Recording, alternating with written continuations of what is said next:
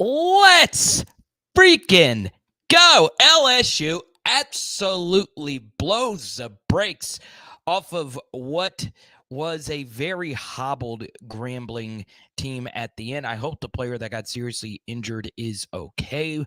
And overall, Grambling's offense had a great start. They only finished with 10 points, but I do feel that is the most misleading 73-10 finish you will ever see. Mississippi State just won in overtime versus Arizona. A pretty crazy end to that game. So the first thing here is that game was absolutely positively long as F, with the injury and all the scoring and the back and forth. And yeah, that was crazy. But the big takeaway here is Jayden Daniels was absolutely phenomenal. You couldn't really see a look with Garrett Nussmeier with the score being the way that it was, but Garrett was really good. He got a very misleading stat line with Shelton Sampson having the two pretty bad drops, one way worse than the other. But truth be told, I know a lot of you will be listening to this after the fact, whether it's on this live stream or on podcasts. We upload pretty much every show we do on Spotify, iTunes, all the good stuff. Comment right now in the live chat or down below, or if you're listening down the road. Do you feel better about LSU's chances in the SEC this year? Because today had everything to do with everything outside of LSU. This kind of feels just like last season. It really does. Where LSU was the only team in the West last year that lost their season opening game. And every other team in the West looked good. Now, why did every other team in the West look good? Because they played nobody. And guess what happened today? Guess what happened today, folks? Everybody else in the West had to play somebody, while we didn't. Okay? And they did not look good. No other team in the West had a good day. Obviously, the headline was Alabama losing. Arkansas struggled with Kent State, who got beat by 50 last week. Mississippi State did not look great tonight. They were aided by 4 early turnovers by Arizona. You go through the list, and we'll see how Auburn does on the road versus California. But Texas A&M looked awful. So on and so on and so on. So what should we learn from this? We got to let things breathe because LSU looked absolutely phenomenal. And let's be honest, while they looked phenomenal on one side of the football, let's be honest here. LSU had one really good half versus a really good team last week. So I feel a lot better about this because tonight had more to do with everybody else than us. Because I think a lot of you felt that we were going to do what we did tonight to Grambling. Now, obviously, outside of Jayden Daniels absolutely dominating, the quarterback is the most important player on your team. I think the most concerning thing was the defense. The defense looked really bad. Obviously, it looked better in the second half, but Grambling, when you're getting beat that bad and your defense isn't getting a single stop at all, and you've committed a gazillion penalties, you could tell the offense was deflated, and Hugh Jackson took his starter out. So did we really even get a stop tonight defensively? So those are my opening thoughts. Obviously, we're going to get to as many of your comments tonight as you possibly can. And we're going to be up all night because I got to start a film study here in a second. But we got a specialty, K, and once again, I wasn't shocked that this would be our first Super Chat tonight. The SEC West is very mid, to use a millennial term. All right. Or is that Gen Z? Still, the West is not good. It's not good. So, look, you win the SEC, you get in the playoff. Our biggest fear is on the other side, Tennessee struggled with Austin Peay today. They ended up pulling away, though. And Georgia is looking not unbeatable. They do not have Stetson Bennett at quarterback, and they don't have Jalen Carter anymore to lift our quarterback up in the air. We are in a very good spot right now. I know it doesn't seem like it, but it does look like at this point, right now, Florida State's the best team in the country. Florida State's the best team in the country right now. And it would not shock me if they are number one across the board. I think Georgia will still be number one. Obviously, A&M, with Alabama losing, it's going to be pretty clear at this point that Michigan's going to be number two and Florida State's going to be number three. So, today was a good day for us. JAYDEN looked a lot better. Our defense did not. But the one thing I said in the pregame, all right, in the pregame show, outside of some theatrics, what did we say? What did we say in the pregame show? We wanted Grambling to push us. And unlike the Southern game last year, where we just dominated in all three phases,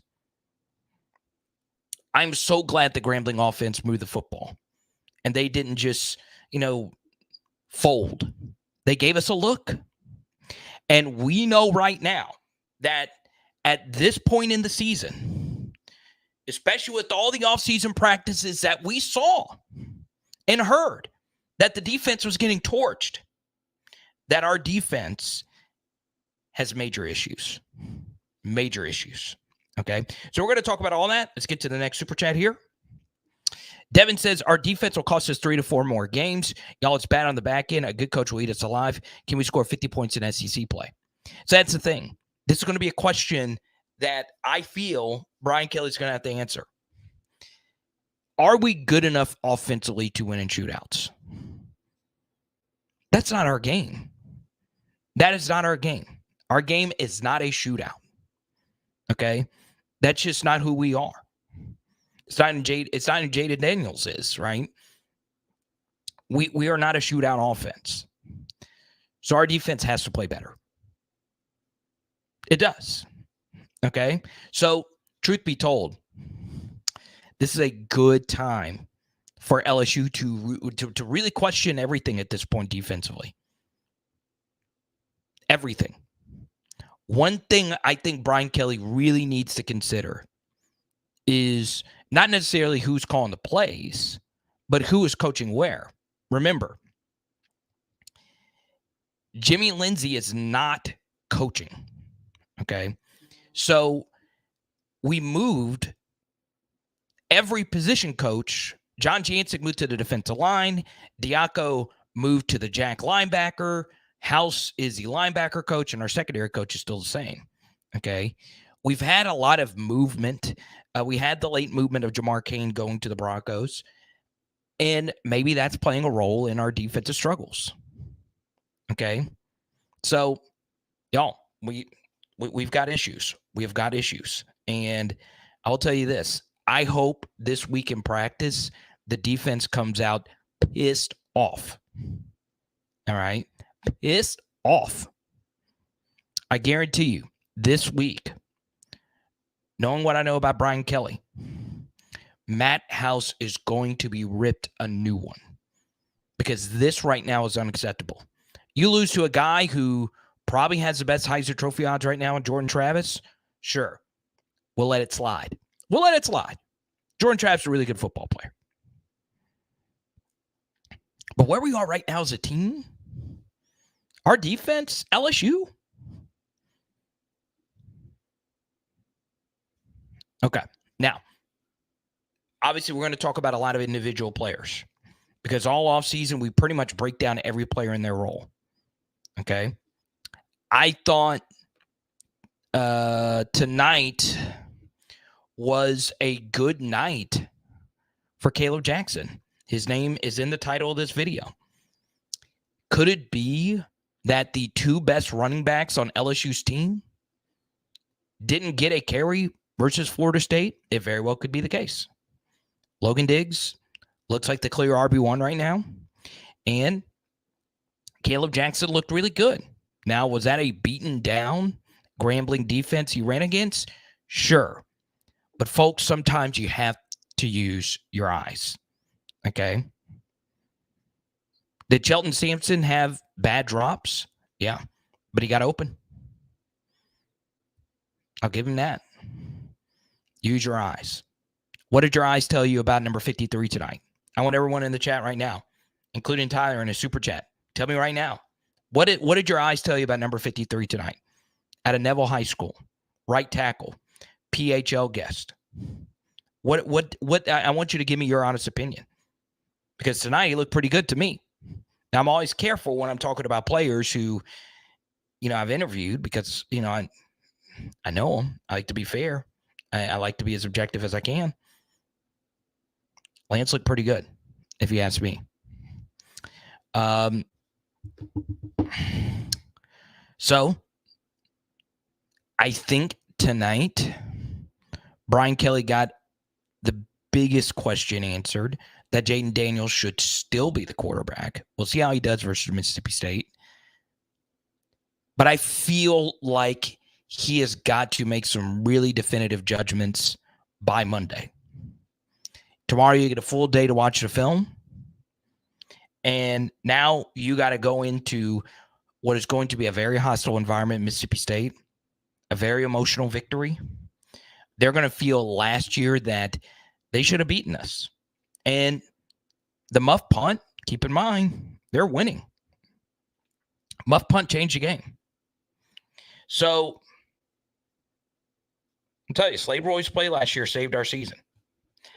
We've got a lot to work on, okay? But I'll tell you this.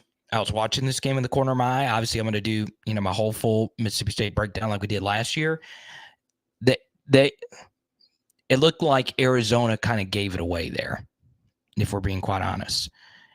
And for those that didn't see the end of the game, Arizona's best receiver stepped out of bounds on his own when he had a clear path to the end zone to what essentially would have won the game.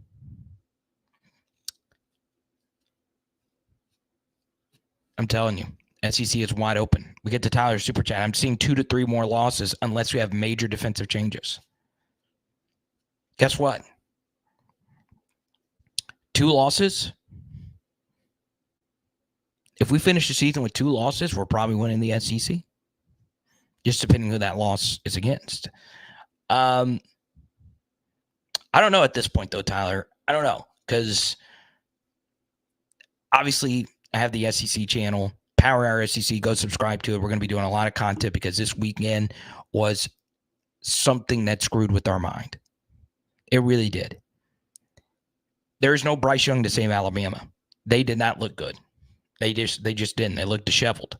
Texas actually apparently dropped a bunch of first half what should have been touchdowns. So maybe the score was a little misleading. It's out of Cole. It's out of Jared. I haven't welcomed a whole lot of people in here tonight. That is on me. Alex, Michael B. Thank you for choosing my post-game show. Hunter, Danny, Tyler, PHL Legends, man, LSU fan. Bill wants to talk to Lance Hurd. We can do that.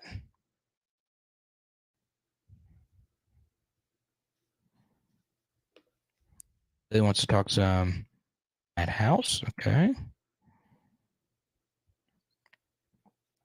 There you go, Hitman. Good to see you. Now, Michael, as always, don't forget, if we get to a hundo tonight in Super Chats, actually, let's do this. Let's change the Dante Jackson card. We'll do that for Tuesday night. Let's give out one of these. If we hit a hundo in Super Chats tonight, we are going to go Jayden Daniels. Giving this out tonight. If we hit a hundo in Super Chats, because it was a legendary performance from Jayden Daniels versus a really bad team. Okay? So, I hope he brings it next week. So 18 for 24. He didn't even play the second half. 5 tutties. You look at Garrett Nussmeier. This is actually a 6 for 6 stat line. And Ricky Collins 2 for 2. So obviously 2 really, really bad drops Cost Garrett Nussmeier a perfect outing. Garrett looked good. Logan Diggs, Caleb Jackson, both had good nights. Josh Noah, pretty much everybody ate, which is good. BTJ, I mean, another good night for the receivers.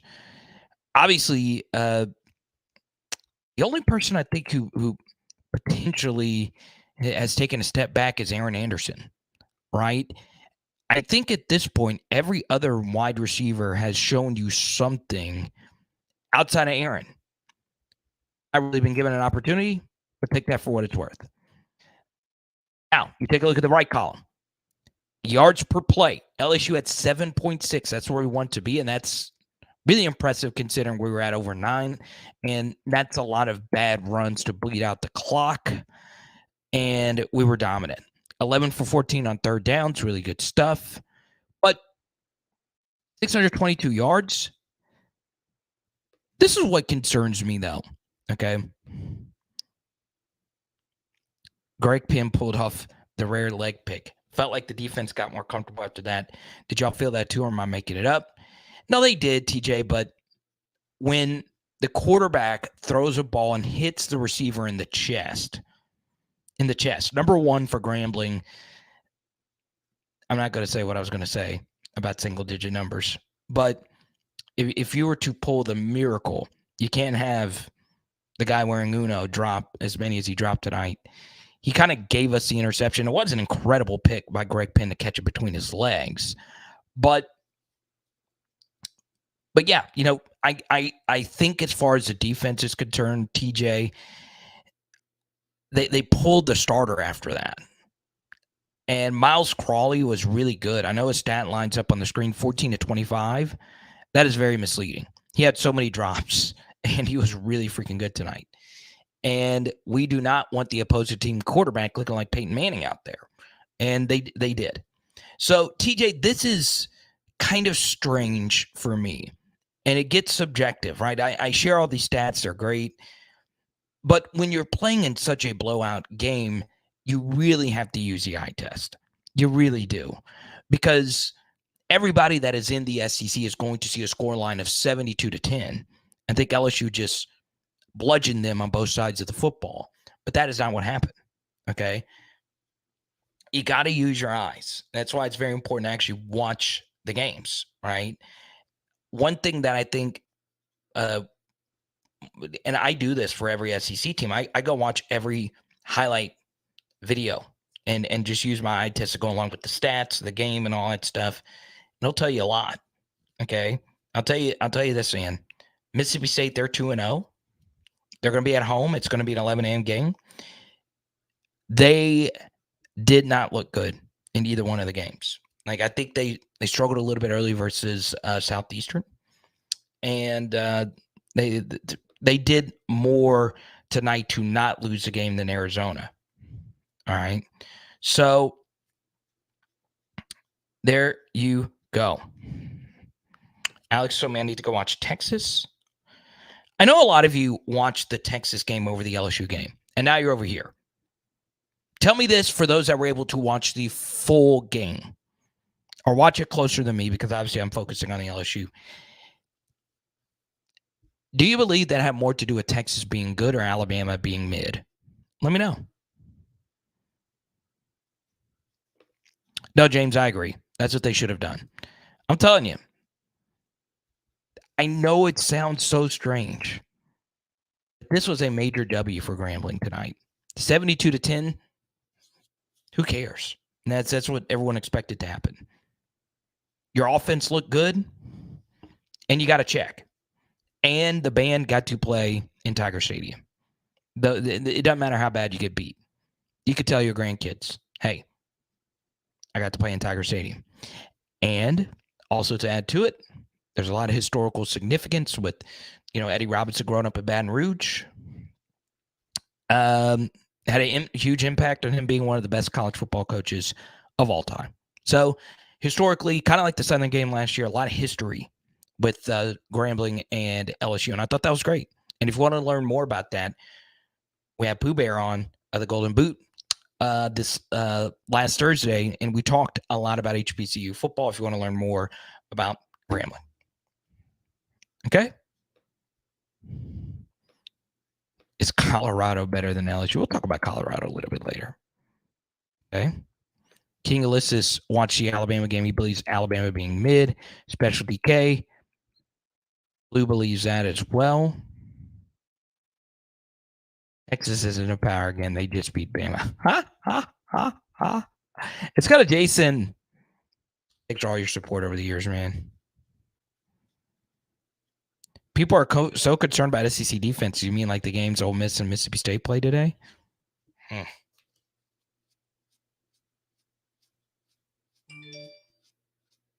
Okay. So obviously these are a bunch of alerts coming in. And we'll go through them in just a second. We'll take a few more. Mason Taylor has an ankle sprain. Okay. Man. I don't know. I don't know. I don't know how I feel going into Mississippi State without Mason Taylor. I don't know. I mean,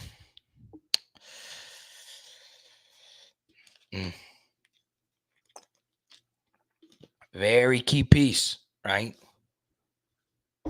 It's not. I think with Mason, the thing that really, and I'm talking about Mason Taylor here, it's not so much that he's missing. He's a very good player. It's just that is where we are probably the thinnest. Okay, Connor Galbraith looks about a year away, and it was good to see Markway play a lot. Saw Pimpton play some as well, and we'll see. But we'll get into all of Brian Kelly's updates. We'll talk about that a little bit later. A few more thoughts on this game. Okay. Go 4 wide and air it out. I would not mind running more 10. The issue, though, Jared, is when you have an offensive coordinator who is a tight end coach, the likelihood of running 10 is very unlikely. Okay. But I will say, Joe Sloan, the quarterback's coach, is last year at Louisiana Tech. They ran the most 10 personnel, which is 4 wide receiver sets, no tight ends, out of anybody in the group of 5. So it is it's very interesting. But yes, Mac Markway, this is your chance. All right. I think if Mason can't go next week, they're going to roll with Connor. I do. I think you got to be careful, man, because we are so thin. If we're going to make a run, we really are going to need Mason back fully healthy. So there you go. Now, let's see. Let me go through pretty much every LSU player that kind of made a debut tonight. The first time we saw him. Let's start with Ricky Collins. There's really not anything you could take away from his performance. Obviously, some good QB draws mixed in there. The big thing for him is that he did get some snaps. And with Garrett being healthy, the likelihood of Ricky really seeing the field again this season does go down. So this was good for Ricky to get some game reps and to get that under his system, get a little taste. Caleb Jackson deserves more carries in the LSU offense. Now, obviously, he's going to have to continue to grind, ball security, all that good stuff. How does John Emery fit back into this room? I don't know. But at this point, I do think Caleb gives you a little bit of juice. Logan Diggs obviously looked really good. He was fresh. And I think those two guys could be the big guys next week. More than likely, next week is still going to be the Logan Diggs, Josh Williams, and Noah Cain show. But yes, great debut for Caleb Jackson. Looked really, really good. We continue here.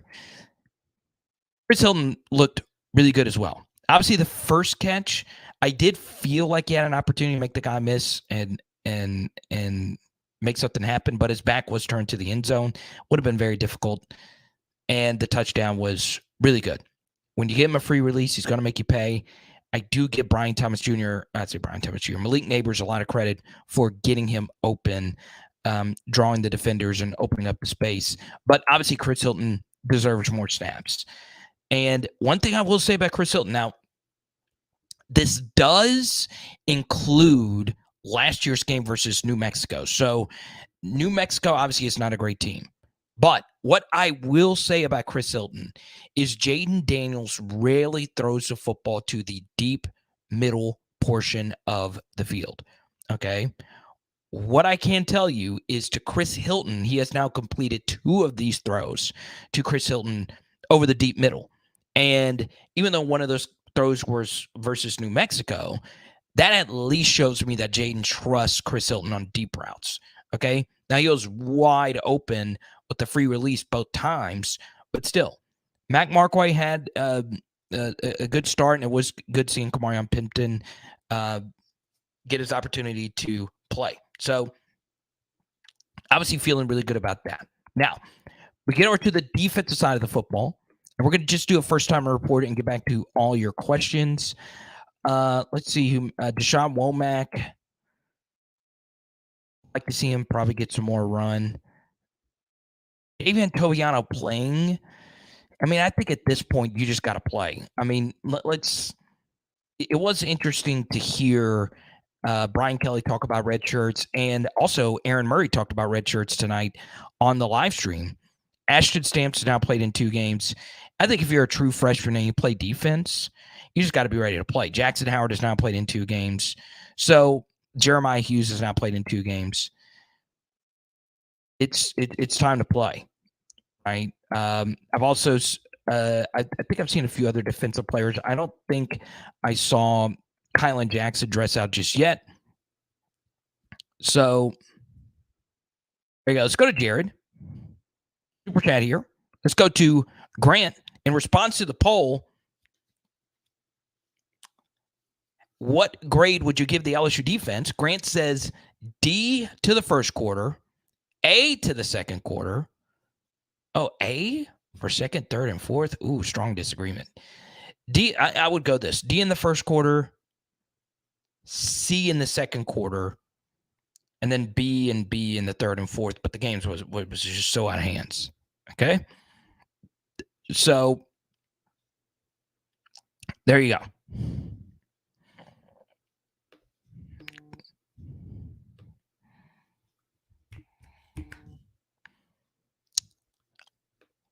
Let's keep it moving. All right. I'm going to wait till Brian Kelly's done at the podium. Oh, it was the overall grade. Oh, okay. Gotcha. I see what you did, Grant. Now, that's my bad. That was a poll question. I thought that's on me. LSU overall grade, you're going to give it a B. That's my bad, Grant. I changed the poll question at the last second. That's on me. Now, in the chat right now, give LSU a grade for their 72-10 beatdown of Grambling. Ray, good to see you. Yes, that's on me, Grant. That's on me. That's on me.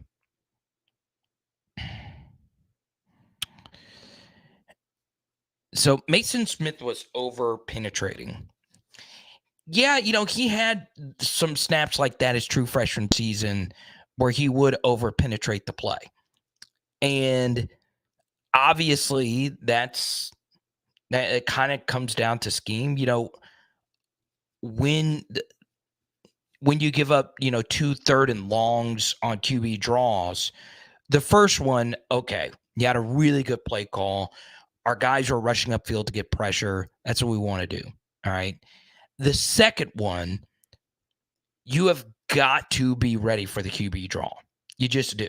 Okay. So whether that's on the defensive line coach or whether that's on Mason or whoever it may be, but overall, I do think the most important thing was him just getting some kind of snaps, getting some kind of reps to get the blood flowing, get your feet back under you, and just play. All right. I do think next week could be a big game for him. And let's see how it goes. Remember, Mississippi State is not the same spread team. They will run the football more than we are used to seeing. All right. Mark says B plus. Jalen says B. Oh, look, we got an Auburn fan in here. C, B plus.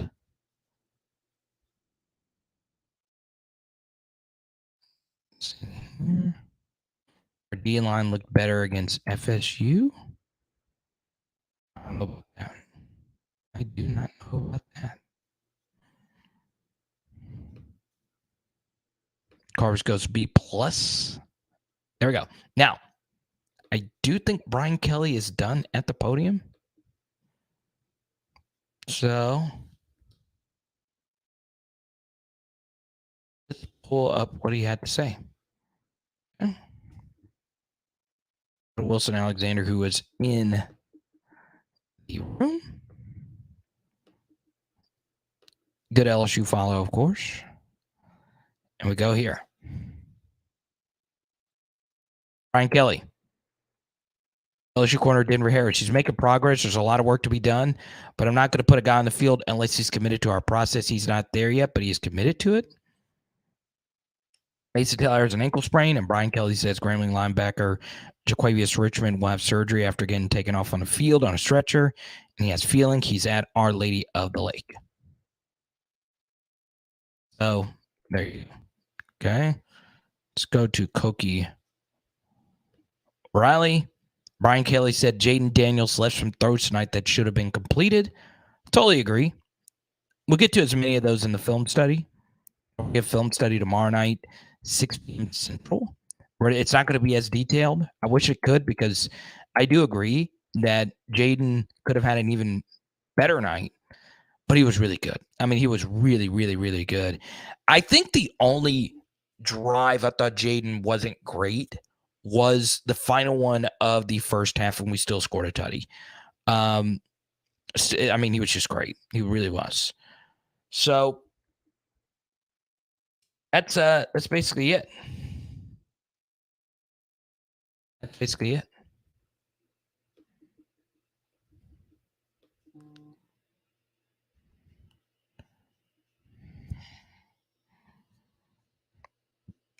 Lord's Disciple says, what am I missing about the defensive line? Could drive a bus through some of those holes in the first half. Yeah, once again, some of those were just good play calls on third and long. They were running underneath our penetration on a light box on third and long. But the second time around, you can't let that happen, right? If they're an empty, sure. But if there's a running back in the backfield, you've got to be ready for the handoff, right? And some of that is our edge pressure hasn't been as great this year as it was in last year. And I do think, all right, one thing that we are underrating is the loss of B.J. Ojolari, right? He dug us out of so many holes last year defensively. The year before, I honestly thought he actually took a little bit of a step back from his true freshman season. And then last year, he's a prototypical Jack linebacker. He was really big for us, and we're kind of missing that guy at this point. So, I do think this Mississippi State game, especially with Greg Penn playing, well, I'll go back and watch outside of the pick. I think you'll see more Harold Perkins on the edge versus Mississippi State, and Greg Penn and Omar Spates as your traditional linebackers. So, yeah, I mean, I think for me, one thing that is a little bit concerning is, yes, we only gave up 10 points tonight. I know it sounds crazy that, we're harping on the defense, but, okay, we have got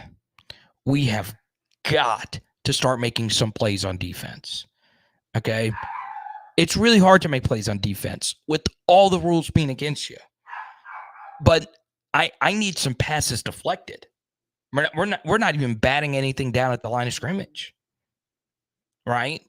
We have got to play better. We have got to make more plays. We just do. So let's see here. talk about Texas.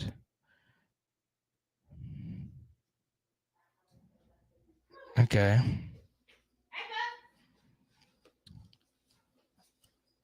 Yeah. Hey, Buzz. Yeah. Guess what? I got to tell everybody. What happened? It's your room. Yeah, looks good. Come say hi. I just had somebody stop me in the Walmart because I had to get some Diet Dr. Peppers and said, "Hey, are you on TikTok?" Shut up! Don't even worry about it. Go follow my TikTok. Hey, everybody! I've been in close to Little Rock all day. Say hi. Hey, everybody! Can I just say? Can I say one good Get up. Yeah. Can I say one good thing? Alabama lost today. That's all.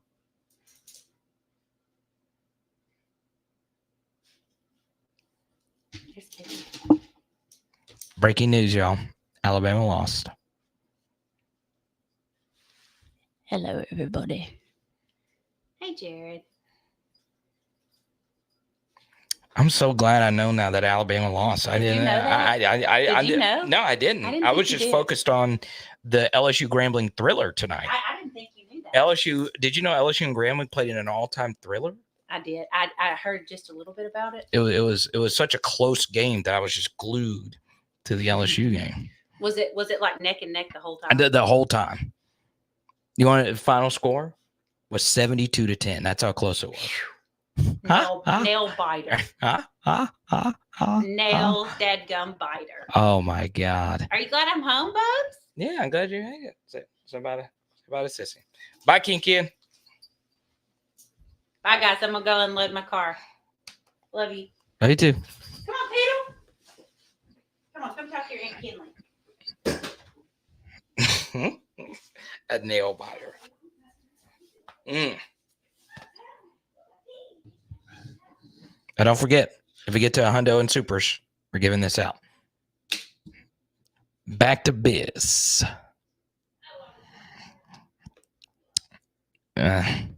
Be honest, y'all. Were y'all rooting for Texas?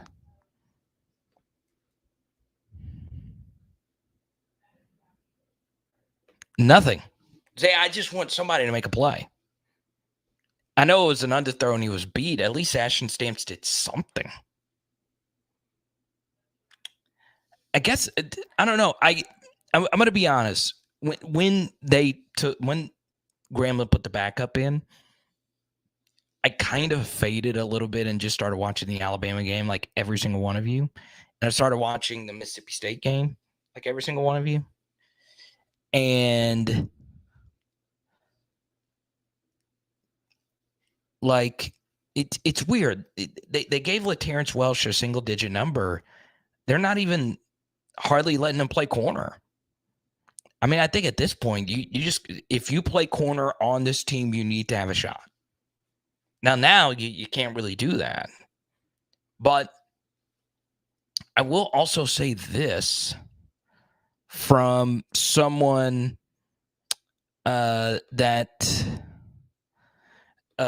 someone that's watched these teams at a distance. Okay. Someone asked you earlier to put the LSU schedule up on the screen. I will happily do that. So there you go. All right. What I will tell you,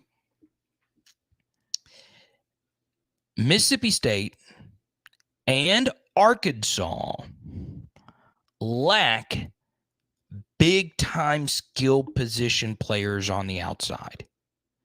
Okay? They don't really have somebody deadly. The two top Arkansas receivers are from Texas A&M Commerce, not A&M like Aggies, Texas A&M Commerce. All right. I didn't even know that existed. That's Arkansas's number one receiver right now. And they have another one from a Division III school. And the Mississippi State's guys, keep in mind, their best receiver, Ra Thomas, went to where did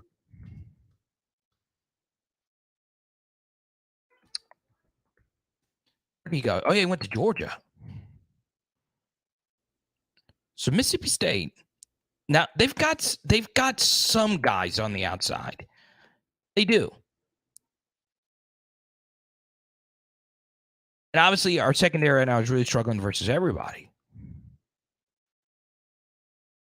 But they had 2 receivers tonight, Mississippi State, catch more than 1 pass. Only 2. And one of them was a running back.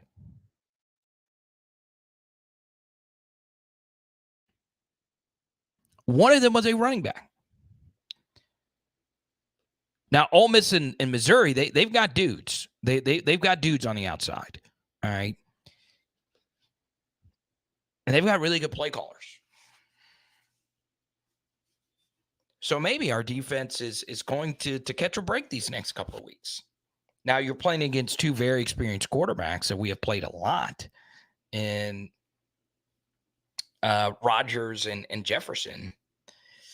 But yeah, it's going to be interesting. Since we're wanting, Jared, you and Danny did not go to a game in Orlando. It didn't exist. Arkansas looked bad today. They looked really bad. I don't think people quite understand how bad Kent State is this year. They are bad, and Arkansas struggled. It was not pretty. They were losing 3-0, and their first score was a pick 6. They threw a pick 6 right to a linebacker, and it was never the same until after that. Kent State is awful. They have a first-time head coach. Their coach went to go be the OC of Colorado. They're a bad football team. So Arkansas's played probably the 2 worst teams for their 2 opening week games. But one other thing to add to Danny's point and to Specialty K's really good super chat a little bit earlier is there are still a lot of SEC teams that have not played anybody. Tennessee has played Austin Peay and Virginia. Virginia lost to James Madison today. James Madison. They were underdogs to James Madison. They covered the spread. Arkansas's played nobody. Kentucky's played nobody. Vanderbilt's still Vanderbilt. Georgia's played nobody. What can we really say about any team? Which team in the SEC has looked impressive through the first 2 weeks is actually the more important question. None of them have. It's either you haven't proven anything versus someone with an actual pulse, or you've had a game where you've not looked good at all. All right. So, yeah, I mean, just telling you the truth here. If someone in the chat right now could tell me, is there someone in the SEC that's looked good?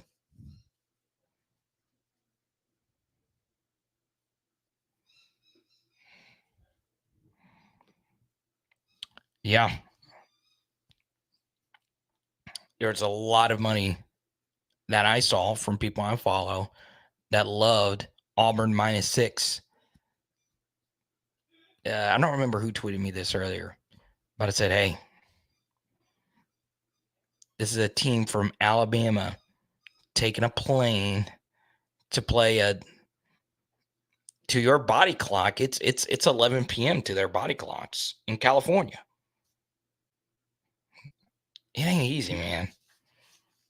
It ain't easy. Even Cal Berkeley, I'm sure that crowd is not the rowdiest. All right. I'm not watching the game, so I can't really comment, but apparently you guys are telling me Auburn's not looking too good. So, yeah. It's a very bizarre year. It's a very, very, very bizarre year. And enjoy it. Enjoy it, right? What made tonight great is, look, Texas showed that, hey, Alabama's beatable this year. Let's go go to Danny Grove. She says, am I the only one that felt like the D-line looked as bad as the secondary? We should be realistically concerned about this. At least the D-line had some good moments last week. Yeah, it wasn't their best day either. It wasn't their best day. There was a few good snaps mixed in there. Honestly, Danny, we looked a little tired after last week on a short week. Okay. But the good news is that we're able to pull everybody in the second half. So, yeah, let's hope Mason and those guys bounce back and have a really good week next week. But I can tell you, though, about Mississippi State, and once again, I'm just box score looking. Their offense is not good. I hated their OC hire, and yeah, I'm fine with I'm fine with going in there next week. I don't feel like we need to play our absolute best next week to go in there and beat them. I don't. And one thing we can say is our offense look better than theirs. So yeah.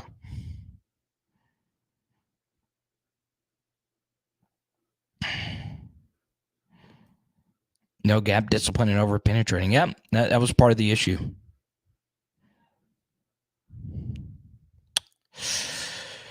Zane, I think you got. I think it's a little too early to start doing all that. Yeah, Tyler, it's tough. It's really, really, really, really tough. Once again, give Grambling some credit tonight. I'm glad they had the game that they had offensively because it really was eye-opening. It really, really, really was eye-opening. Okay? So we got to reevaluate everything. We do. And I'm going to tell you this. I don't think you're going to see a more and I didn't see Brian Kelly's press conference at this point. I don't think there will ever be a more frustrated coach after a 72-10 win than Brian Kelly. I don't know how he feels about the defense from this vantage point. How much does he want to get involved with the LSU defense? Because at this point in time, all right, let's have an open discussion here. Let's take a look at Matt House's last 5 games. All right, now that does stretch over a 2-year period. All right, his last 5 games as a defensive coordinator. And I'll tell you why I'm just focusing in on 5. All right. We had 1 good game defensively. 1. That was against a Purdue team who didn't have their quarterback, didn't have their 2 best offensive weapons, didn't have a coach. Drew Brees was coaching them. That's the only good defensive performance we've had in the last 5 games. Remember, I am process over end results. I don't care we only gave up 10. We did not have a clean stop in the first half. It was on them. It was drops, penalties, missed chip shot field goals. We had good red zone defense, obviously, on one of those drives. But, 2 of those drives, holding them to field goals. So I'm fine with that. But when you're playing a team like that, they shouldn't even get close to the red zone, at least on one of the drives, right?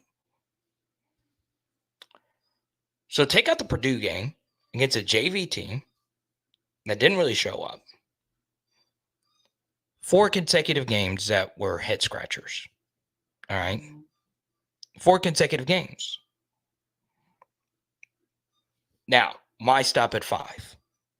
Well, the Arkansas game, can you really count that when KJ Jefferson didn't play? You can't. There's no player more valuable to his team in college football than KJ Jefferson is to Arkansas. They are nothing without him. They might have lost to Kent State if they didn't have him today. Can't really count that, right? And everybody on defense played well. And they did have to step up because our offense stunk. So we'll half count that. I'll give him a half there. But the backup quarterback got beat out by TJ Finley at Texas State. All right. Now, TJ Finley has looked good, but still, that was their backup quarterback who played versus us.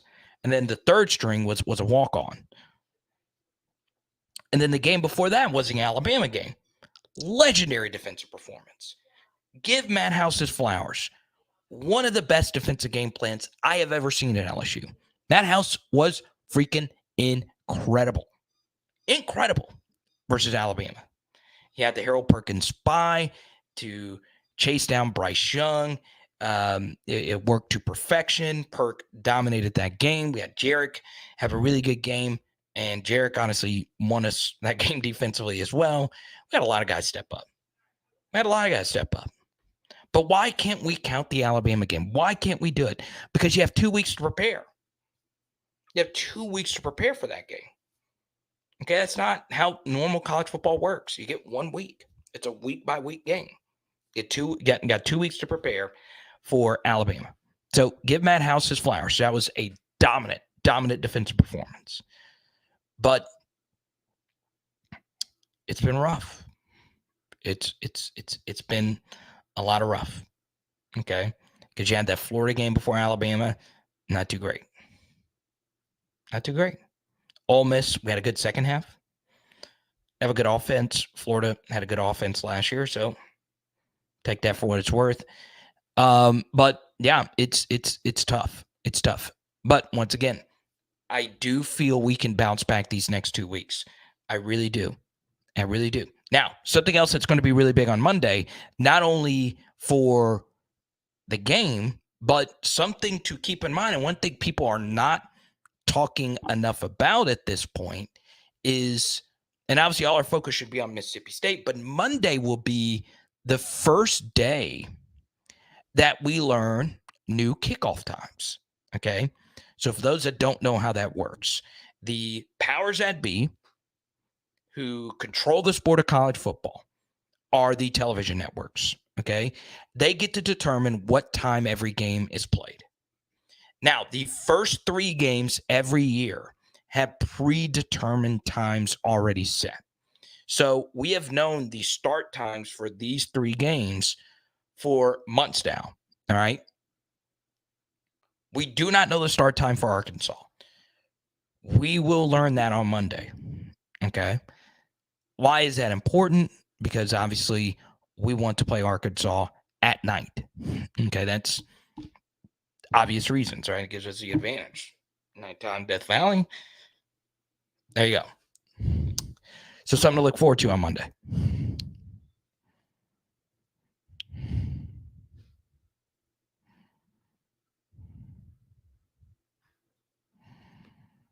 Let's go to Jared. Jared thinks the defense looked better. He says, we gave up the garbage yards and points at the beginning of the game. Coaches so far ahead of the game, they flipped the script. Okay, look, it might be me overreacting to the defense. It might be, unless I'm misreading your comment here. Okay.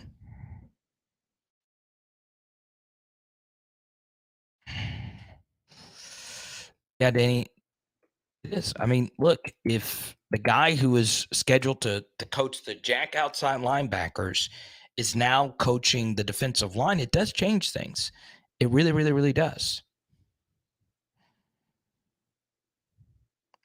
And you're right, Tyler. We have plenty of time to prepare for Florida State. And look, the Georgia game didn't really bother me. It really didn't. That was a legendary team. They went undefeated in the playoff era. That's a legendary team. Okay, their offense was really good.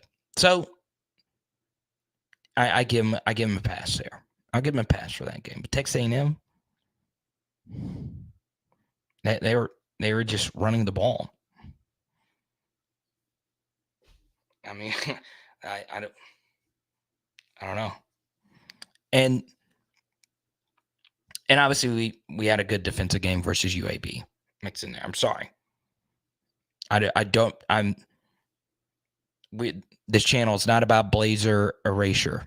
Okay, so if Trent Dilfer was listening to this and was offended and said, "You forgot about UAB," now we did stop the Fighting Dwayne McBrides. Still. All right. BGS Goat, really good question. Do I think Lance Hurd starts next week?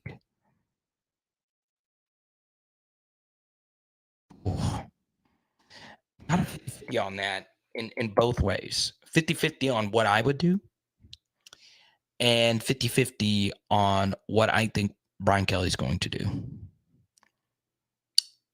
And I felt Brian Kelly did feel somewhat uncomfortable starting 2 true freshman offensive tackles so early in last season, and obviously turned out to be a very good and bold decision.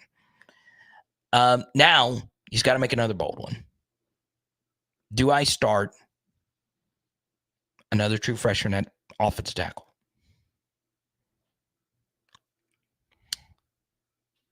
Yes.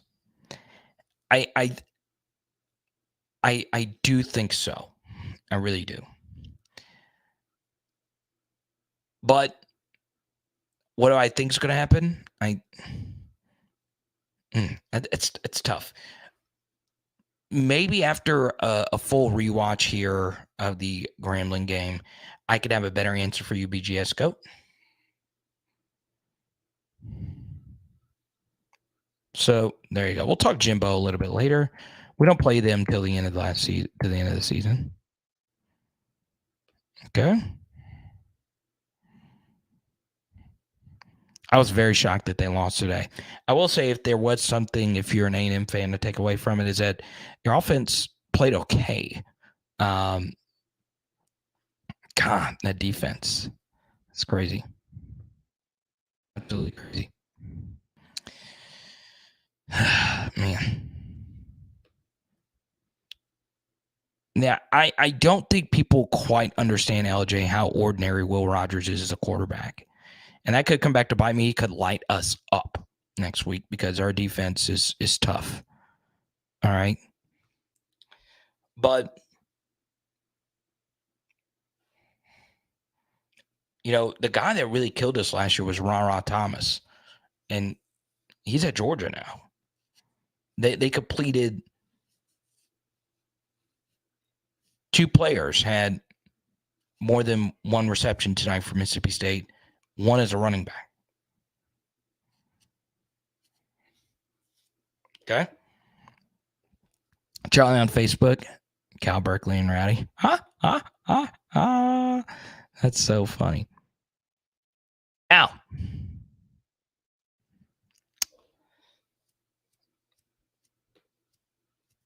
we already did stats, and I've already touched on pretty much everything I wanted to touch on tonight. So, I might get into the film study. Obviously, our live streams can go on for hours and hours and hours. This game kind of drug on. I do like the fact that at the end of the game, for the long term, some of these young players do get their opportunity to play in some walk-ons, obviously. But they do need to consider a running clock if the scores. I mean, if you're up by 50, I mean, I think we can all agree there, because injuries happen and people are tired and yeah.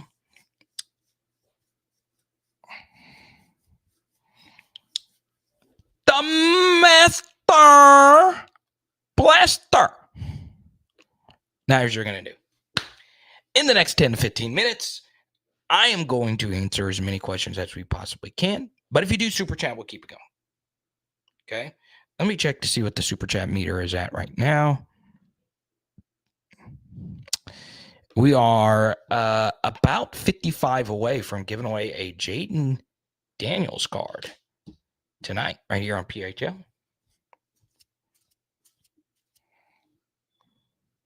So, Rai.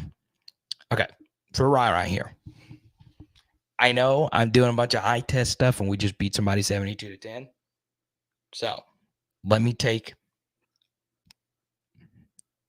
all that out of my mind.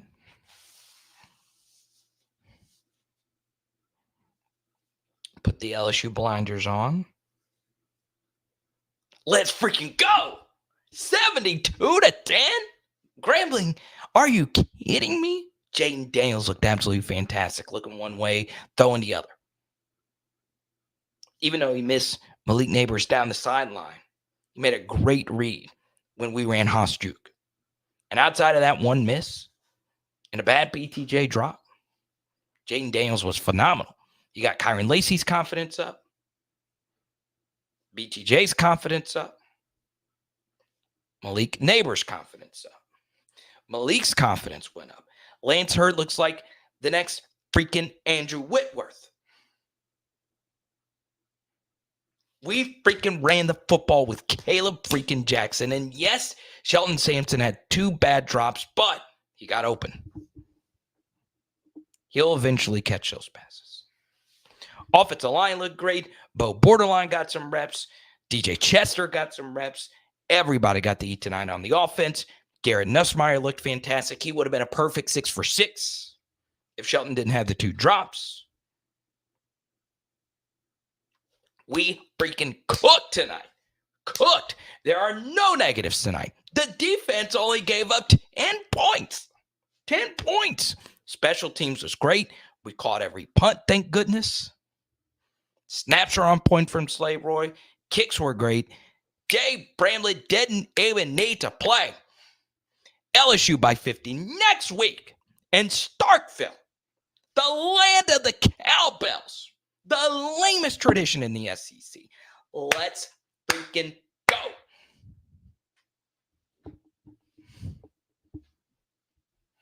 Let's freaking go. Forget all this stuff I said before. SEC is wide open. We have as many losses as Alabama. We are going to cook. Cook. Cook. The best win in the SEC this season is an Ole Miss team who was losing for most of the game versus Tulane's backup quarterback. And the Green Wave basically gave them the game. Nobody looks good. Nobody. So if you want the LSU spin, you just got it. Let's go. That was the LSU spin me. Now let's get objective me back in here. Taking the LSU blinders off. We got a lot of freaking work to do. Oh, man. Y'all think rah-rah for that.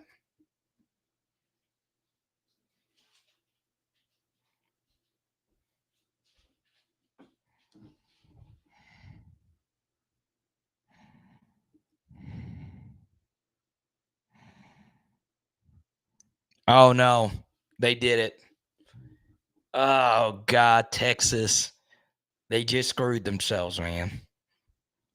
It's too early for this. It's too early.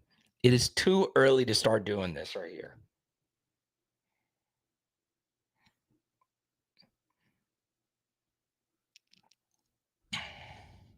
Why? Why do this?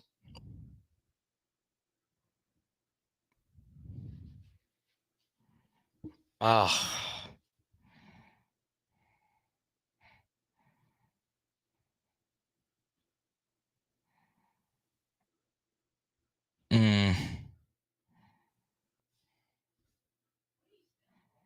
Right, always remind me to do the sunshine pumper. One crazy stat for you. I tweeted this out a little bit earlier. So if you want to follow me at Power Hour LSU,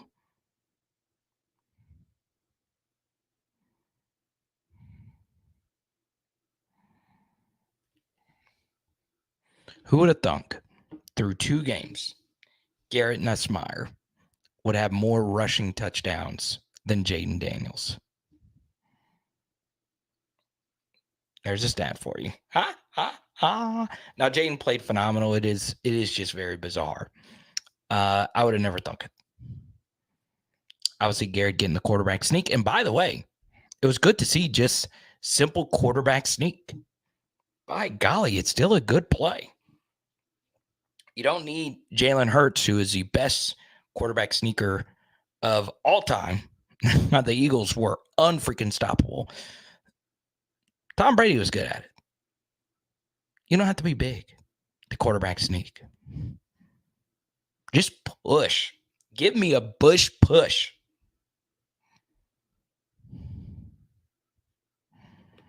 Michael B. I'll say this. To Michael B's point.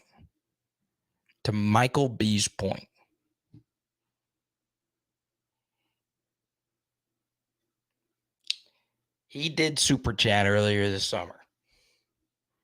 And Sibley was in here, and Sibley was at the game tonight. Sibley, of course, a big Texas fan as well, living in Austin and working for the university. Michael B called it. He said, Texas in the SEC. And I remember, I think Michael B said, if they beat Alabama this year, they can go on a recruiting tear. Unlike anyone else. And Michael B on top of that says he wishes he was more wrong about something. But Michael B might be right. I hope you're wrong too. I think at their peak, Texas could, let's just say Texas does go on an Alabama-like run. Knock on wood. They would be more insufferable than Alabama.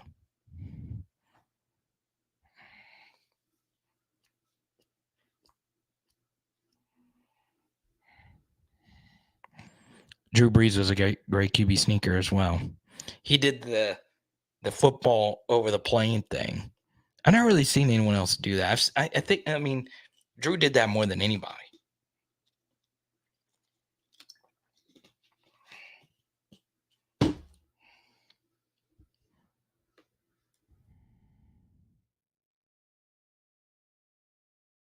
I know, fantastic.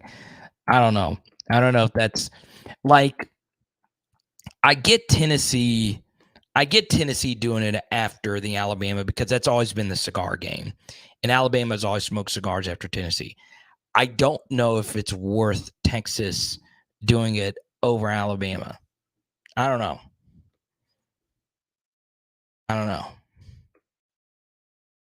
It's a weird thing, man. Beating Alabama can fry your brain, right? Like Johnny Manziel was never the same after he beat Alabama on the road. Now, I won him the Heisman, and that really is what changed him. No, I didn't, Ryan. I don't even remember what card is the one I was supposed to send you. Send it to me again, Ryan, please, and I will get it out. I have a lot of stuff I got to send out to all our PHLers because I'm just not getting y'all's addresses. So if you do win something, win a card or whatever, please email me powerhourlsu@gmail.com. Okay, and I'll send it to you.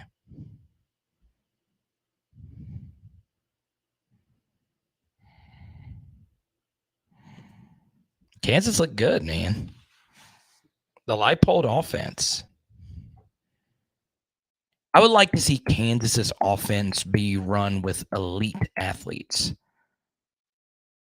Like I think if like Texas A&M adopted, well, A&M's offense is actually kind of good now. So I'll tell you this: Quinn Ewers before tonight has been mostly dookie water. Oh, like I said this offseason. All right. Michael B, that it is a gorgeous card. It is a gorgeous card. That blue prism, it looks really nice. I got to get another one because now my Jets collection looks a little bit different. But if anyone deserves it, it's you. Now, I will say as far as Justin Jefferson is concerned, I am a little shocked that the Vikings didn't just go on ahead and pay him. Because now it's going to cost you more money. I think they should have just paid him the record deal and moved on. I mean, he's so freaking good. And I just think you just got to pay him at this point, especially if, I mean, Kirk Cousins is going to be your quarterback for a while now. They're going to, let's go to Dating Girl. Don't attack me, peeps. Not bashing or complaining, but can we have an honest discussion that JD did struggle with some throws that should have been made against Grambling State? SEC defense is much better. Okay. So obviously, we'll break down every throw in the film study, okay? So I'll show you this one play right here. All right. And let's see. I think I can play this at a slower speed. All right. I'll pull this up for you. Okay. We'll do a quick little film review on this play. All right. I deleted it.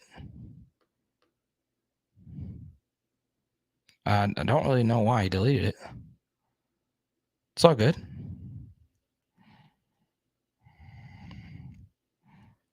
So we'll just save it for the film study.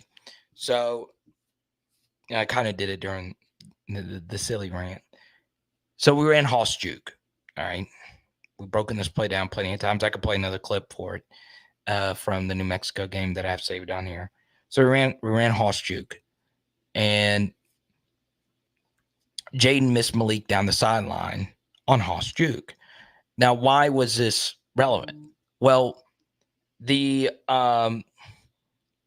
Hoss Juke is a play that is different than many others in college football because the deep route is not normally going to be open. But in this case, Malik beat his defender so badly. And where was he lined up? He was lined up in the slot. I'd been banging the table. Put Malik in the slot. Our offense will do a lot better. And Malik killed it tonight in the slot. And I'm not just talking about little jet sweep touchdowns. He killed it. He was the one that opened up he opened up our entire offense from the slot. He is deadly from there, right? And I think a lot of NFL teams are going to notice that. Even if Malik doesn't statistically have the same season he had last year, he has looked good these first 2 weeks. Okay. Now that I've watched the Florida State game a few times over, outside of him slipping on that comeback, which we won't really know what happened there if we never get a direct explanation from somebody. He wasn't his best. I felt like he ran out of bounds a few times, but still, Malik's had a good start. And I like him in the slot, and he is a force there. And one thing I like about Malik Neighbors is he really doesn't have a weakness to his game. Like, there are some aspects of his game that aren't as good as others, but God, he is very, very, very well-rounded. And Jayden should have hit him on that play. And that slot fade is, the play that actually sealed the game versus Mississippi State on the fourth down. Different play design, but still, it's kind of the same concept. So yeah, I thought that was really good. I thought it was. Now, Jayden missed the throw, but the read was right. Okay. So yeah, but Jayden was phenomenal tonight. He really was. The first drive was flawless. The Mason drop, I think the ball could have been slightly better, but it was still catchable. So, yeah. Thank you, Rai. Do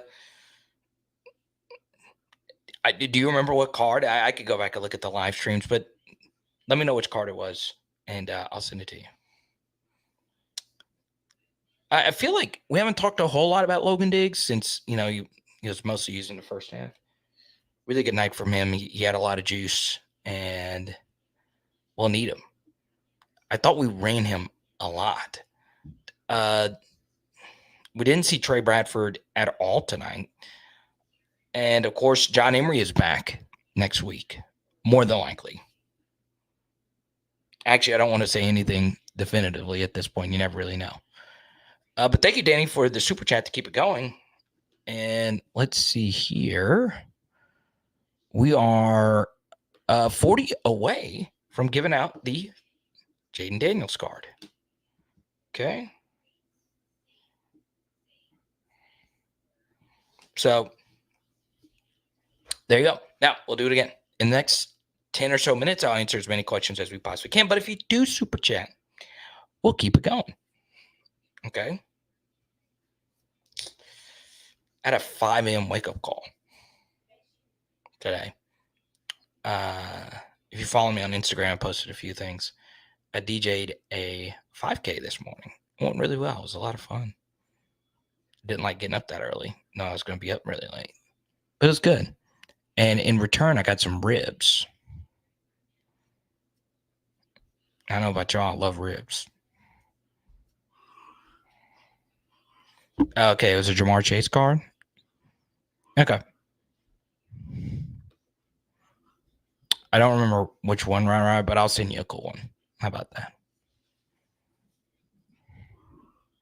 Michael B., you like Logan? There you go. All right, Cole, we'll see you tomorrow night. Once again, film study should be at 6, and we'll go live at 8:15 tomorrow night. Why not? What do we have to lose? Look at us.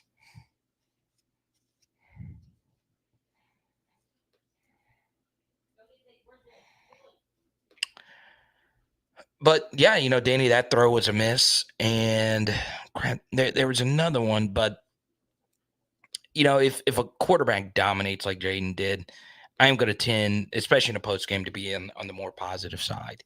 But tomorrow, obviously, you know, will be a little bit more my full review, and he looked in full command of the offense.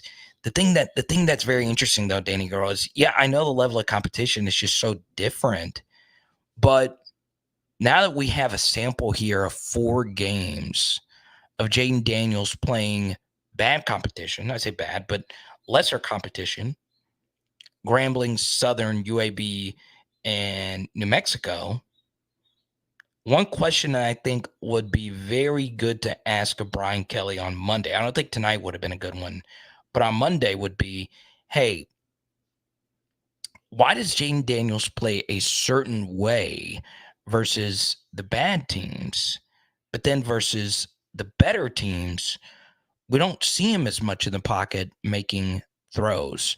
Is it that the defenses really are that inferior and that's that more static? Or do you think it's him just not sitting back there and hitting things if they're open?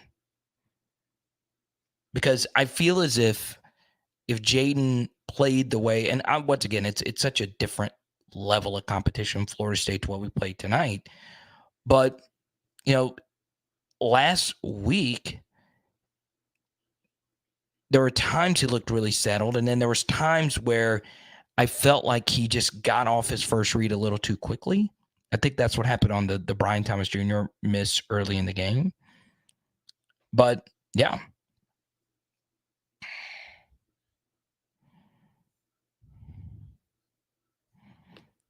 Yeah, shout out Aaron Murray. I actually met him in Atlanta last year. Really nice guy. Aaron, let's go. You're all right, man. We went on that run after Southern.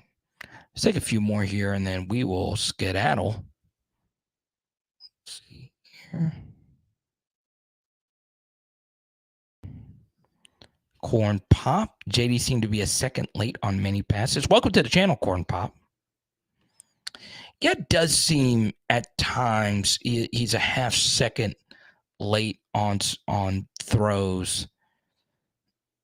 I'll take that, to be quite honest. I mean, I think last week it could have been it was actually a half second early on leaving a few throws.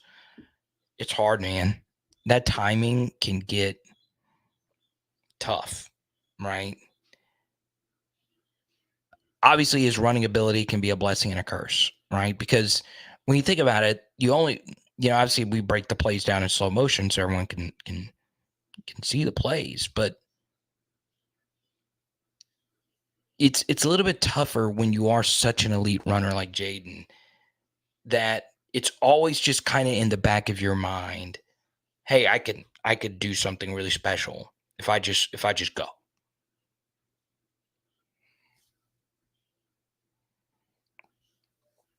And that's tough. It's tough to reconcile those things, right? Um, and it's a blessing and a curse, right? Obviously, the big blessing is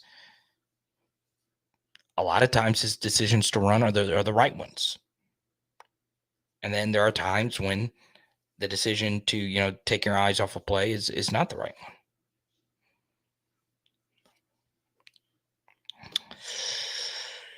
Okay.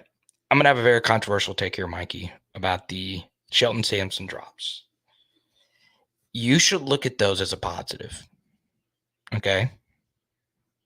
Now, why do I say that? Well, you know what he was on both those drops? Open. Now, the first one, the coverage was so bad. Safety crashed. We were running at will. Easy pull. That wasn't really anything crazy. The second one, though, generating that separation, I'll tell you this. There are more receivers who can catch but not get open than guys who can get open and not catch, right? That's why you still see so many wide receivers out there that play and don't have hands. You know who else is not a clean catcher of the football? All right. And it was so blatantly obvious was Quentin Johnson. Okay. TCU's first round wide receiver. Like Shelton Sampson, he was an elite recruit, not a 5-star, but they had the same recruiting ranking. I think Shelton finished as recruit number 80 something, and Quentin Johnson was like recruit number 70 something. They both have great speed. They both move very fluidly for 6'4" guys.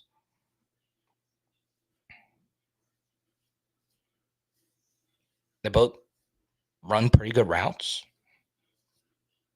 Sometimes they can't squeeze it. The Chargers still drafted him first in their first round, their first pick. Why? Because QJ can get open. So, which is more plausible? That Shelton Sampson eventually starts catching wide open touchdowns? Or he doesn't? I would guess the former, not the latter. Now, did he play versus worn down defenses? Yes.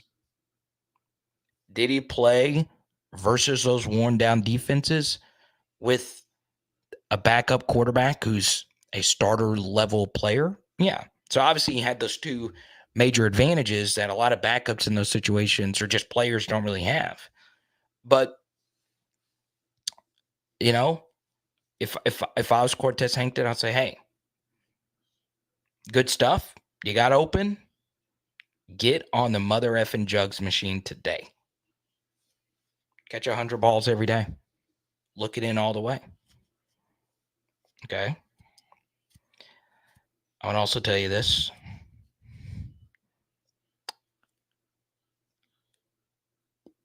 I would need a real data analyst to go through this because I'm not smart enough to compile all this data.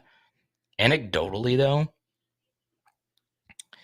it does seem like there have been a lot of freaking drops in college football this year. I have seen some egregious ones. Okay. Egregious. Could just be that. Pooh Bear was good. Oh, yeah. True, Michael B. And honestly, you could say the same about the secondary, right? It is kind of strange to be in the spot where, the receivers and the DBs have so many question marks. But enjoy the good days, right? I remember the day when Odell and Jarvis are both two true freshmen. And we still had Ruben Randall, Tyrann Mathieu, Morris Claiborne, Eric Reed. We still had all those guys. All right. Also say this. And then BTJ pieced together another good performance tonight. And what have we told you on PHL? We did a full week of research on this. BTJ was going to have some positive regression go his way, and we've seen that. Now, 2 bad drops in 2 games. It's got to clean up. Drops are an issue. It's got to clean up. Okay? So, step forward tonight. Now,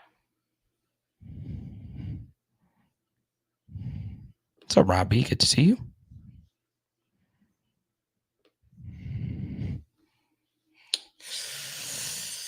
Believe it or not, Cortland, Logan is not going to be the biggest Diggs I'm cheering for tomorrow, because I drafted Stephon Diggs in pretty much every draft I was in, because every freaking fantasy draft decided to give me the 1.8.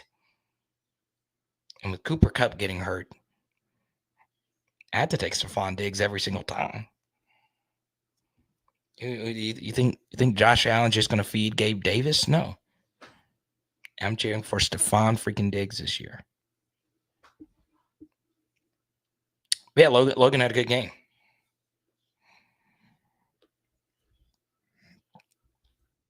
Logan had a good day. Good game. Yusha from Ukraine. What's up, brother? We're going to be in the rankings come next weekend. We'll probably be around about the same. About the same. Yusha's one of the first viewers of PHL. So good to see you in here, man. New subscriber, Corn Pop. Thank you so much. I really appreciate it. Everybody, welcome Corn Pop, new sub. USC beating the heck out of Stanford.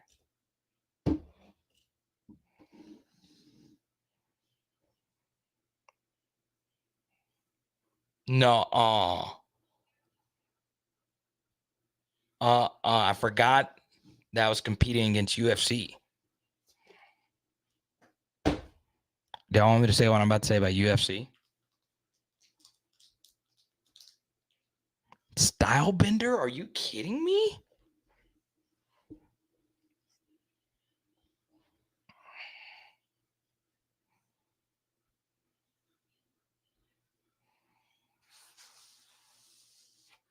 Style bender?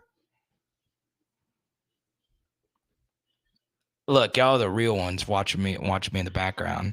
I was wondering why y'all why some of y'all were quiet.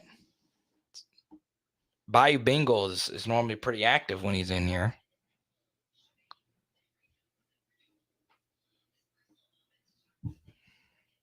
Style bender? Don't tell me Style bender's washed. Don't tell me Style. Dude, I freaking love Style bender.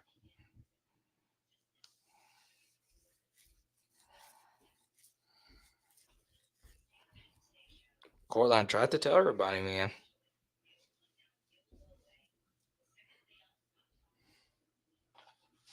College football is a weird sport. It is a weird. So it was a unanimous decision. It's weird, Bobby Bingo. Normally, like in like an upset like that, it's like a one-hitter quitter. You just catch them right, and that's it. Let me share one thing though about. I'm not a huge UFC guy, but when it's on, I want to watch it. Yeah, it's one of those things.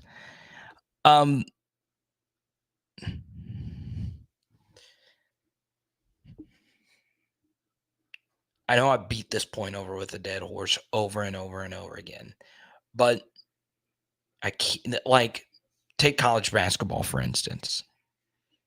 If you schedule someone really difficult at the beginning of the year, it doesn't mean anything. It doesn't mean anything.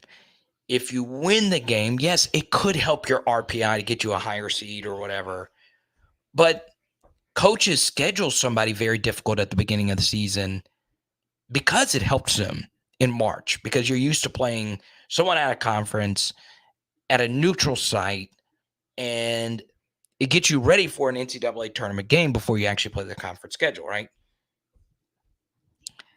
So, like Coach Cal, like if Coach Cal was bounded by the same rules and requirements that college football requires, like avoiding losses is a key thing.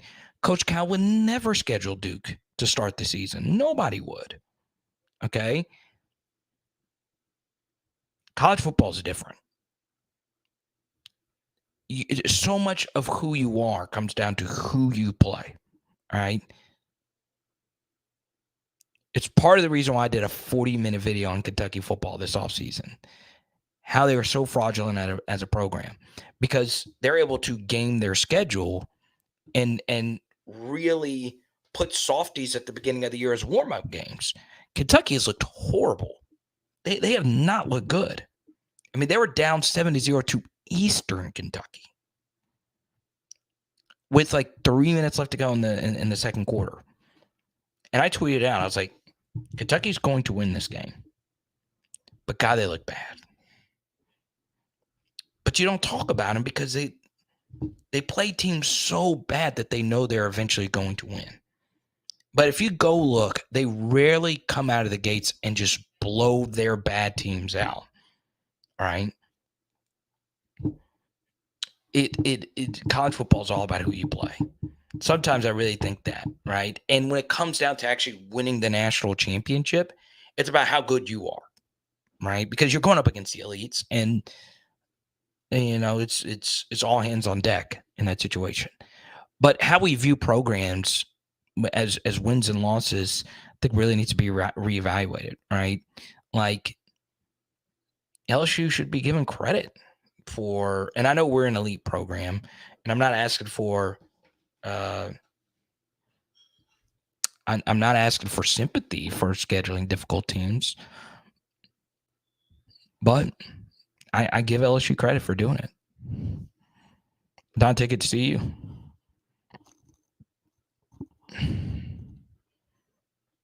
Oh, so that's what happened? That's crazy. So it wasn't like he just danced around. He got him. Oh, it's not even close. I've been on that train all offseason, Pegasus. That Florida State is better than Alabama. Never a doubt.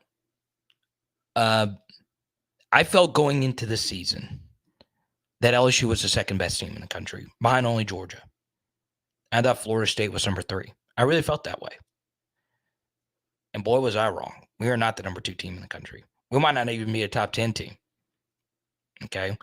And that's where, maybe my LSU bias kind of sunk in. Maybe I should have moved him back after, the secondary. But I had him like 10-2, 9-3 with, a few losses mixed in there because the schedule's weird. Because I honestly felt going into this year that that this college football season was going to be chaotic with all the quarterback and coordinator changes at Alabama and Georgia, Ohio State as well with the quarterback change. And I think I had Michigan number 4, and then number 5 I had Ohio State. That's how I had it. And Florida State very clearly has played the best out of everybody. You could probably throw Texas in there as well. And right now, number 3, it's got to be Colorado. Colo freaking Rado. Let's go. Sanchez.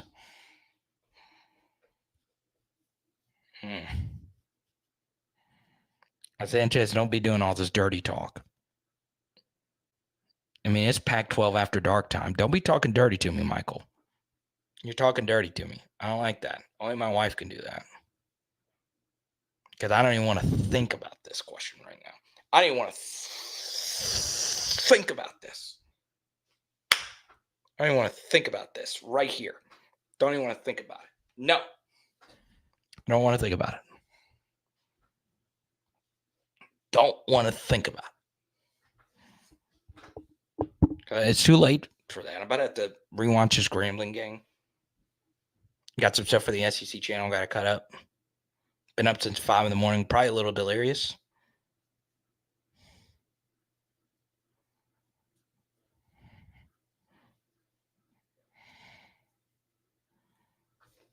But he's got a point, y'all.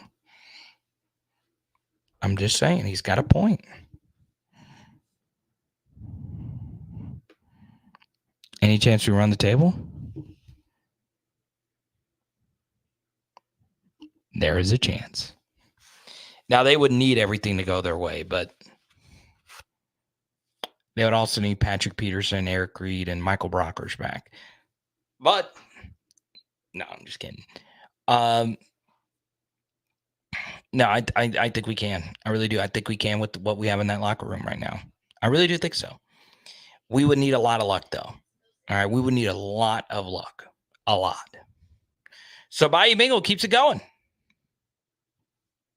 All right.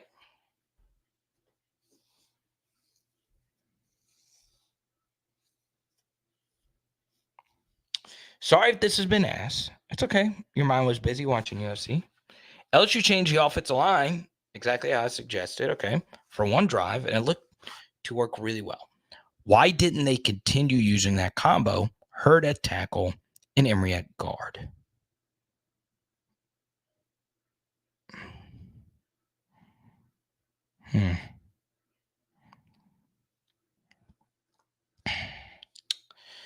So I think they wanted to work back in Miles Frazier as well, just to get, some more reps for his confidence. Also, Bayou Bengal, you do have to factor in level of competition as well. Lance Hurd will be playing his first road game next week. So, look, I got to be real, man. It's going to be hard. It's going to be really hard for Lance Hurd to come in and start. Now, there's one final thing I want to mention about Lance Hurd. Okay? But first, I do want to shout out our friends at Louisiana Controls. PHL Nation, something I have been waiting to share with you for so long is our partnership with Louisiana Controls Incorporated. They are committed to giving you the absolute best when it comes to commercial refrigeration and HVAC needs. Stick with the professionals that have been doing this for over 40 years, and this Louisiana weather can get absolutely insane. So call them today, 225-924-4900. Let's go. Louisiana Controls. Big thanks to your support in PHL. Yeah, I think they should roll with that. I do. Publicly before season begins, from my position, it's hard to be very publicly skeptical of any player because I want every player to succeed. But I highly recommend you join the Patreon because, it's you can go look. I shared a few thoughts about the middle of the LSU offensive line, and before Florida State, I shared a film study of Miles Frazier in particular struggling versus Florida State. So I was concerned. I was concerned about Miles Frazier going into this year. I was concerned that he was at left guard, now he's at right guard. And at left guard, he struggled. He had a few misses in that Arkansas game in particular, and yeah, I think he's a solid player. I really do. I don't think he's bad by any stretch of the imagination. But this is actually a deeper philosophical thing. And since you super chatted, I'll talk about this now. All right. Here's something I really like about Emory Jones being at guard. All right. Now, I don't care your recruiting ranking. I don't care what position you played prior. All right. But LSU has had really good guards in the past, right? Herman Johnson obviously is someone who you think of as one of the best, guards at LSU when he played. Will Blackwell was a really good guard. Damian Lewis was a really good guard. There's so many. There's so many. Ed Ingram. There's so many. But what I will say about Emory Jones is, number one, I am a little biased because, I had Emory Jones graded so unbelievably high. I grade prospects on a scale of 1 to 10. And there have been few that have reached the 9 threshold. And Emory Jones is one of those guys. And I had him graded as a guard, even though, he played tackle. He provides us so much athleticism at guard. And something else he gives us is a side of the offensive line that is built solely by blue chips, right? You look historically at, a lot of the LSU offensive lines over the years, they have had an abnormally high amount of 3 stars step up and play really freaking well. All right. Now, part of that is just guys stepping up and being really good players, but they didn't really have NFL upside, right? There was guy, and I know that doesn't matter, but ultimately that it wasn't the absolute highest, best offensive line, right? I think Emory Jones and Lance Hurd, especially if they play the rest of this year, will be one of the most feared sides of an offensive line we will ever have at LSU, because there's been so many instances of where LSU has had to convert a defensive tackle to being an offensive lineman. They had to find a Damian Lewis from a JUCO to come be a big part of our offensive line. We've needed 3 stars like PJ Lonergan and all these guys step up and really raise the level of our offensive line. And we've had a lot of blue chips be good players. Lyle Collins, obviously Andrew Whitworth was, a 5-star. But rarely do we have 2 like top 125, and it was clear Emory Jones was very underrated.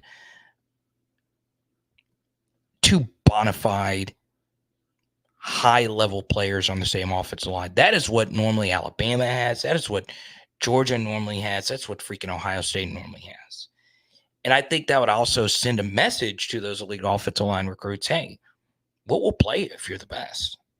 If you're the best, we want you on the field as quickly as possible.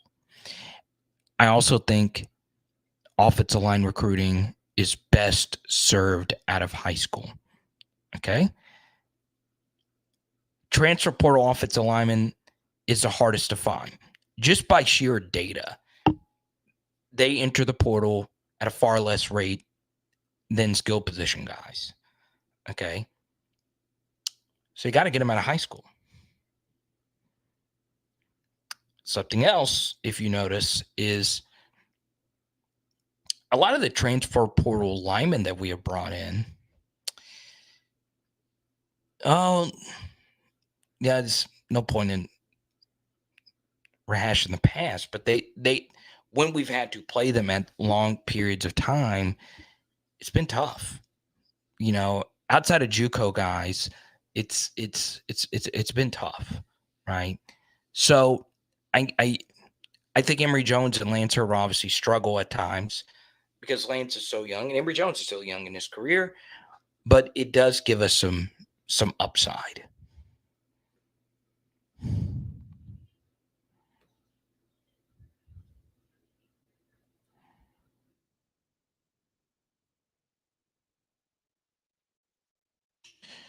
I've seen some Mason Smith comments in here. I say give him another game. Obviously, it wasn't his best outing tonight. So I know a few people in sports medicine. The first game back from an ACL tear is just tough. I mean, whether or not you want to admit it, it's just sitting in the back of your head. And I'm just glad he was able to be out there. Now, we need him. Because what's going to happen here is if Brian Kelly sees that our secondary can't stop anybody, we're going to have to just force teams to run the ball. We have to force them to run the football. So if teams are going to run the football, on light boxes, we're going to have to defend the light boxes with as few defenders as we possibly can. So what does that mean? That means your defensive tackles have not only have to play well, they have to play discipline.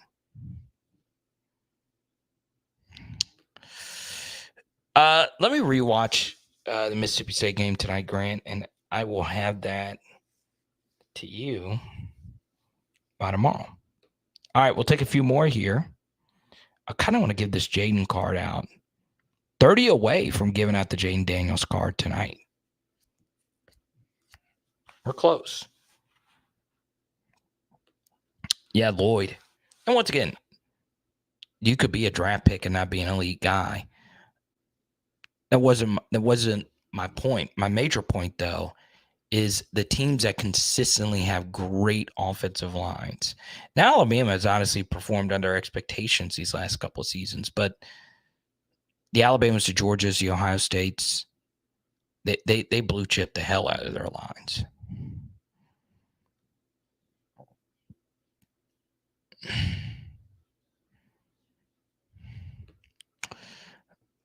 John, you might be onto something, but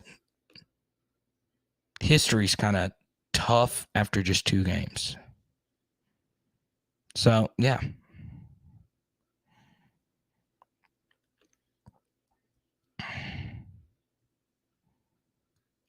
Rodgers. Aaron? Oh, you're saying Will for the next game. Gotcha. Come on, James. You know that's not true, man.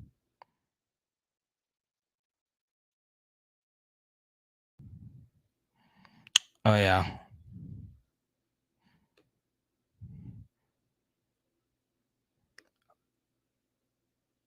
One thing I will say is, so just to make it easier on me, especially as late, I want to see y'all's faces. See, y'all have the same profile photo, so it's kind of tough for me because I keep thinking y'all are the same person. I want to see y'all's faces, Danny. I want to see that face, man. All right. So, you know, played a perfect game tonight. Jay Bramblett. Shout out to him. All right, guys. Thank you guys so much for making this dream of mine come true. Power Hour LSU. Kind of a weird game tonight. Kind of a weird game because you kind of have to eye test it. But guess what? We got a W. Always a good thing. And the other teams didn't look good. Y'all, strap in. I want you to remember this night on PHL. When the playoff stretches to 12, college football won't be as fun as it is now. I'm telling you. That Texas loss tonight doesn't feel nearly as sweet.